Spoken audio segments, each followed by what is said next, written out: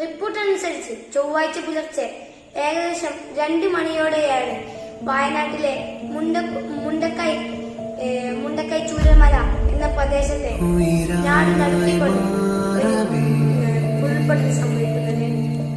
പുലർച്ചെ 2 മണിക്കും അതുപോലെ തന്നെ പുലർച്ചെ 4 മണിക്കും ഇടയിലായി 2 തവണയാണ് സംഭവിച്ചത്.